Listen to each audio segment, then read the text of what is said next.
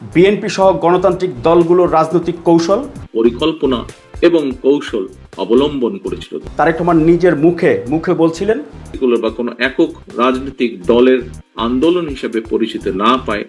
আরে বেটা তো ব্রেকিং নিউজ হবে রে ভাই। দফা ১ দাবি ১ খুনি হাসিনা পদত্যাগ। এই 16 জুলাই 2026 কয়টা মিডিয়াতে প্রচার করছেন আপনি দেখছেন। 25-এ গেলাম বাদ, নির্বাচনের আগে আপনাদের দরকার ছিল বিএনপিকে চাপে রাখা, শেষ। এখন তো প্রধানমন্ত্রী, এখন open media cell.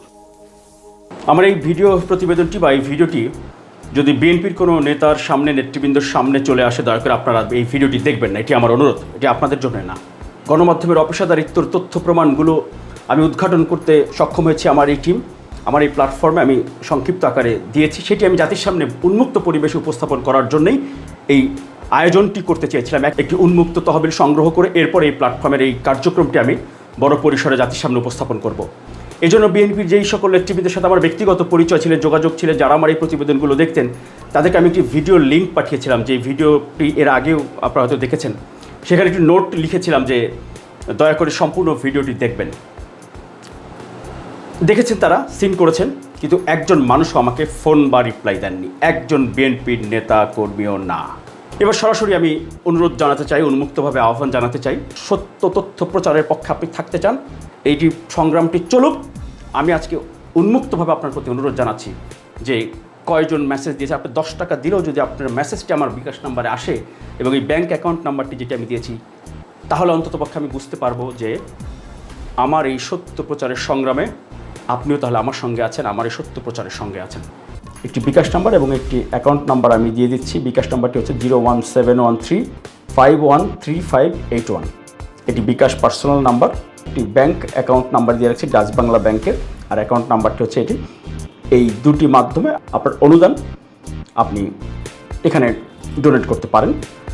Open media cell MiG live, এটি মূলত গণমাধ্যমের বিভিন্ন সময় আপনারা দেখেছেন যে অপসাংবাদিকতা, বিশেষ করে মিথ্যা খবর সংঘবদ্ধভাবে রাজধানীর ঢাকা এবং আশপাশে নির্বাচনের আগে আলোচিত যেই চাঁদাবাজির খবরগুলো আপনারা দেখেছিলেন, আলোচিত সেই মিটফোর্ডের সোহাগকে পাথর মেরে হত্যাকাণ্ড বলেন, বাইতুল মোকাররমে চাঁদাবাজির সময় হাতে নাতে ধরে গণপিটুনির ঘটনা বলেন, বিএনপির সাবেক মহাসচিবে দেলোয়ার হোসেনের বাসায় যুবদলের চাঁদাবাজি বলেন, তারপরে গাজীপুরে সাংবাদিক তুহিন চাঁদাবাজির জন্য লাইভ করায় কুপিয়ে তাকে হত্যা করার এই যে এই ঘটনা বলেন, বিএনপির মহাসচিব মির্জা ফখরুল ইসলাম আলমগীরের নামে মিথ্যা খবর যে আওয়ামী লীগের মতো পরিণতি আমাদেরও হবে, এরকম মিথ্যা সংবাদ করার কথা বলুন। ডাকসু নির্বাচনে সংঘবদ্ধভাবে গণমাধ্যমগুলো বিএনপি এবং ছাত্র দলের বিরুদ্ধে সংঘবদ্ধ অপপ্রচারের মাধ্যমে পরিকল্পিতভাবে ভিন্ন একটি ক্যাম্পেইন শুরু করে বিস্ময়কর খবর, বিস্ময়কর অপসাংবাদিকতা, গণমাধ্যমের সংঘবদ্ধ অপকৌশল, সেগুলো উদ্ঘাটন করে তথ্য প্রমাণ সহ আমার এই প্ল্যাটফর্মে আমি সংক্ষিপ্ত আকারে দিয়েছি, সেটি আমি জাতির সামনে উন্মুক্ত পরিবেশে উপস্থাপন করার জন্যই এই আয়োজনটি করতে চেয়েছিলাম। একই সঙ্গে জুলাই আগস্টের গণ অভ্যুত্থানে বিএনপি এবং তারেক রহমানের ভূমিকা এই গণমাধ্যমগুলি সংঘবদ্ধভাবে ব্ল্যাক আউট করে দিয়েছে। ব্ল্যাক আউট মানে ব্ল্যাক আউট। একদিন আগে আমি আমার ফেসবুক পেজ এবং প্রোফাইলে একটি ফটোকার্ড পোস্ট করেছিলাম জনাব তারেক রহমানের ছবি সহ। সেখানে এই কথাগুলো তারেক রহমানের মুখে কে কে শুনেছেন, কোথায় বলেছেন, এটি লিখেছিলাম। জুলাই গণ অভ্যুত্থানের প্রথম বর্ষপূর্তিতে তারেক রহমান সাহেব কিন্তু নিজে প্রথমবার এবং একবারই তিনি কিন্তু জুলাই গণ অভ্যুত্থান চলাকালে ওনার যে অভিজ্ঞতা, এই যে 18 জুলাই যে নিশ্চিতভাবে শেখ হাসিনার পতন, যে মাফিয়া সরকারের পতন এখন সময়ের ব্যাপার মাত্র, কোটা সংস্কারের দাবিতে আন্দোলন শুরু হলেও 16 জুলাইয়ের পর থেকে মূলত কিন্তু আন্দোলন আর কোটা সংস্কারের দাবিতে সীমাবদ্ধ ছিল না। সেই মাফিয়া সরকারের গুলি বন্দুকের ভয়কে উপেক্ষা করে, বিশেষ করে 18 জুলাই থেকে দল মত নির্বিশেষে যেভাবে রাজপথে বুকে তাজা রক্ত ঢেলে দিয়েছিলেন একজন রাজনৈতিক কর্মী হিসেবে, সেদিন থেকে আমার চূড়ান্ত বিশ্বাস জন্মেছিল যে মাফিয়া সরকারের পতন এখন শুধুমাত্রই সময়ের ব্যাপার। দেখেন, আপনি কি এই কথাগুলো কোনো মিডিয়াতে শুনেছেন? তারেক রহমান নিজের মুখে এই কথাগুলো বলছেন, যিনি আত্মপ্রচার করেন না। গেল বছর অর্থাৎ নির্বাচনের আগে এই কথাগুলো রাজনীতিতে কত গুরুত্বপূর্ণ ছিল, তাৎপর্যপূর্ণ ছিল, আপনি একটু চিন্তা করেন। এবং তারেক রহমান নিজের মুখে যে কথাগুলো বলছেন, সেই কথাগুলো কি ফেলনা, মানে খবর হওয়ার মতো না? জুলাই গণ অভ্যুত্থান ইস্যুতে প্রথমবার তারেক রহমান বললেন যে কোটা সংস্কার থেকে ফ্যাসিস্ট পতনের এক দফা আন্দোলনে পরিণত করা ছিল বিএনপি সহ গণতান্ত্রিক দলগুলোর রাজনৈতিক কৌশল। তারেক রহমান নিজের মুখে বলছিলেন। এটা আপনারা কোনো মিডিয়াতে আগে দেখেছেন, কোনো জায়গায় শুনেছেন? ছাত্র জনতার রক্তক্ষয়ী আন্দোলনকে ফ্যাসিস্ট পতনের এক দফা আন্দোলনে পরিণত করে ফ্যাসিস্টের পতন নিশ্চিত করতে বিএনপি সহ দেশের সকল গণতান্ত্রিক দলগুলোর পরিকল্পনা এবং কৌশল অবলম্বন করেছিল দলগুলো। কোটা সংস্কারের পথ ধরে ফ্যাসিস্ট পতনের আন্দোলন যাতে দেশে এবং বিদেশে কোনোভাবেই যাতে কোনো একটি পার্টিকুলার বা একক রাজনৈতিক দলের আন্দোলন হিসেবে পরিচিতি না পায়, সেটিও নিশ্চিত রাখা ছিল রাজনৈতিক কৌশলেরই অংশ, তারেক রহমান নিজে বলছিলেন। তবে কোটা সংস্কারের পথ ধরে ফ্যাসিস্ট পতনের আন্দোলন যাতে দেশে বা বিদেশে কোনোভাবেই যাতে কোনো একটি পার্টিকুলার বা কোনো একক রাজনৈতিক দলের আন্দোলন হিসেবে পরিচিত না পায়, এটিও নিশ্চিত রাখা ছিল রাজনৈতিক কৌশলের একটি অংশ। 12 ফেব্রুয়ারি নির্বাচনের আগে তারেক রহমান সাহেবের এই বক্তব্য এবং জুলাই গণ অভ্যুত্থানে তারেক রহমান বিএনপির ভূমিকা নিয়ে কোনো একটি গণমাধ্যমে কিন্তু নিউজ ছিল না। বড় কর্মসূচি বেসরকারি বিশ্ববিদ্যালয়ের শিক্ষক শিক্ষার্থীদের সঙ্গে তারেক রহমান নিজে বলছেন জুলাই আগস্ট গণ অভ্যুত্থানের সময় ওনার এবং ওনার দলের ওনার রাজনৈতিক কৌশলগুলো।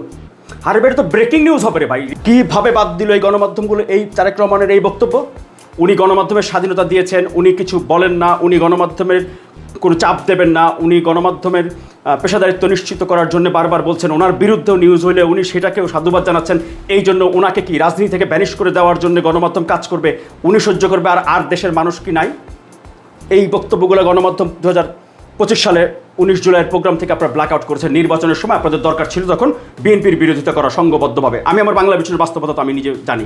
এখন তো তারেক রহমান সাহেব প্রধানমন্ত্রী। 16 জুলাই কয়টা গণমাধ্যম তারেক রহমান যে 16 জুলাই এক দফা ঘোষণা করেছিলেন ওই সময় আবু সাঈদ যেদিন শহীদ হন ওই দিন। সুতরাং দেশ এবং জনগণের স্বাধীনতা রক্ষায়, মানুষের রক্ষায় হোক এই মুহূর্তের স্লোগান দফা 1 দাবি 1 খুনি হাসিনা পদত্যাগ। তারেক রহমান সাহেবের সেই বক্তব্য এই 16 জুলাই 2026 কয়টা মিডিয়াতে প্রচার করছেন আপনারা দেখছেন। 25-এ গেলাম বাদ, নির্বাচনের আগে আপনাদের দরকার ছিল বিএনপিকে চাপে রাখা, শেষ। এখন তো প্রধানমন্ত্রী, এখন কারণ আপনারা চান ইতিহাস থেকে 1971 সালে যেমনি জিয়াউর রহমানের ভূমিকা ইতিহাস থেকে মুছে দেওয়ার জন্য একটি চক্রান্ত ষড়যন্ত্র ছিল ওই সময়, 24শে জুলাই গণ অভ্যুত্থানে তারেক রহমান এবং বিএনপির ভূমিকা মুছে দেওয়ার জন্য, জনগণের সামনে বিএনপিকে এই জুলাই বিরোধী একটি অপবাদ দেওয়ার জন্য, আর ওই যে চাঁদাবাজির মিথ্যা সংবাদগুলো করে বিএনপিকে মানুষের কাছে আওয়ামী লীগের সঙ্গে তুলনা করার জন্য 5 আগস্টের পরে যে ক্যাম্পেইন ছিল সেখানে গণমাধ্যম ছিল সবচেয়ে চালকের আসনে।